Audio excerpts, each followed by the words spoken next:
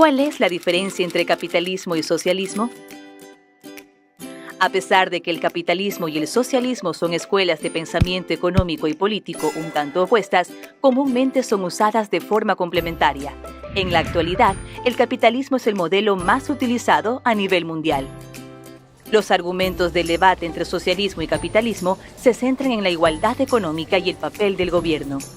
Los socialistas creen que la desigualdad económica es mala para la sociedad y el gobierno es responsable de la reducción de esta a través de programas que benefician a los pobres. Por ejemplo, la educación pública gratuita o de la salud subsidiada, la seguridad social para jubilados, etc. Por otro lado, los capitalistas creen que el gobierno no utiliza recursos económicos tan eficientemente como lo hacen las empresas privadas y, por lo tanto, la sociedad es mejor con el libre mercado, determinando los ganadores y perdedores económicos. Un sistema capitalista se basa en la propiedad privada de los medios de producción y la creación de bienes o servicios con fines de lucro. Los capitalistas defienden al libre mercado, fomentan la competencia y los intercambios voluntarios de bienes, servicios y mano de obra. Un sistema socialista se caracteriza por la propiedad social de los medios de producción, por ejemplo, las empresas cooperativas, la propiedad común, la propiedad pública directa o empresas estatales autónomas. Los socialistas abogan por una mayor participación del gobierno en la gestión de la propiedad social, en la planificación y organización de empresas económicas y en la regulación de las empresas para garantizar la imparcialidad.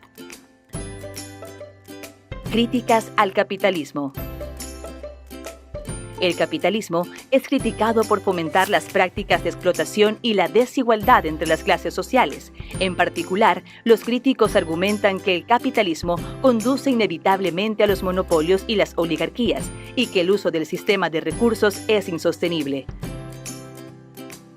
En su obra El Capital, Karl Marx, uno de los más famosos críticos al capitalismo, afirma que este se centra en las ganancias y la riqueza en las manos de unos pocos que utilizan el trabajo de los demás para obtener esa riqueza. Como postuló el economista británico John Maynard Keynes, oligopolios y monopolios luego pueden llevar a las oligarquías, gobiernos de unos pocos, o el fascismo, la fusión del gobierno y las corporaciones con poder monopólico. Críticos como Richard D. Wolff y grupos ambientalistas también afirman que el capitalismo es destructor de los recursos naturales y humanos, así como perjudiciales para la estabilidad económica. Los factores no planificados, casi caóticos de una economía capitalista, con sus recesiones, desempleo y la competencia, a menudo son vistos como fuerzas negativas. Cuando el capitalismo va ligado al imperialismo, como se expone en las obras de Vladimir Lenin, el capitalismo también es visto como un destructor de las diferencias culturales. La difusión de un mensaje de identidad en todo el mundo que socava o ahoga las tradiciones y costumbres locales. Críticas al socialismo.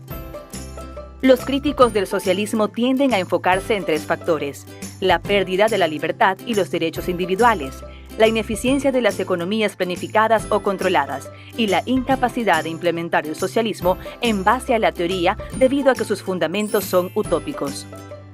Basados en el crecimiento y la prosperidad a largo plazo, a las economías planificadas o controladas típicas de los estados socialistas les ha ido mal. Ludwig von Mises, un economista austriaco, argumentó que la fijación de precios racional no es posible cuando una economía tiene un solo propietario de los bienes, el Estado, ya que esto conduce a desequilibrios en la producción y distribución. Debido a que el socialismo favorece a la comunidad sobre el individuo, la pérdida de las libertades y derechos se considera antidemocrático en el mejor de los casos y totalitaria en el peor. La filósofa objetivista Ayn Rand afirmó que el derecho a la propiedad privada es un derecho fundamental, ya que si uno no puede poseer los frutos de su trabajo, entonces la persona está siempre sujeta al Estado. Un argumento similar planteado por los críticos del socialismo es que la competencia, que se considera un rasgo humano básico, no puede ser legislado sin socavar la voluntad de lograr más, y que sin una compensación adecuada a los esfuerzos de uno, el incentivo para hacerlo bien y ser productivo o más productivo disminuye o desaparece. El socialismo es a menudo criticado por principios que no son socialistas, sino más bien comunistas o un híbrido de los dos sistemas económicos. Los críticos señalan que la mayoría de los regímenes socialistas no han logrado obtener resultados adecuados en términos de prosperidad económica y el crecimiento. Los ejemplos citados van desde la antigua Unión Soviética a los regímenes actuales en China, Corea del Norte y Cuba, la mayoría de los cuales eran o están más en el extremo del espectro comunista. Con base en la evidencia histórica de los gobiernos comunistas, hasta la fecha extensa hambruna, la pobreza severa y colapso son los resultados finales de intentar controlar una economía basada en los planes de 5 años y la asignación de personas a puestos de trabajo y las tareas como si el país fuera una máquina en lugar de una sociedad. Una observación común acerca de las economías socialistas o comunistas, particularmente restrictivas, es que con el tiempo se desarrollan clases, con funcionarios del gobierno como los ricos, una franja como clase media y una gran clase baja, compuesta por los trabajadores, argumento que usan los partidarios del capitalismo para señalar que a final de cuentas los dos modelos terminan teniendo las mismas estructuras sociales.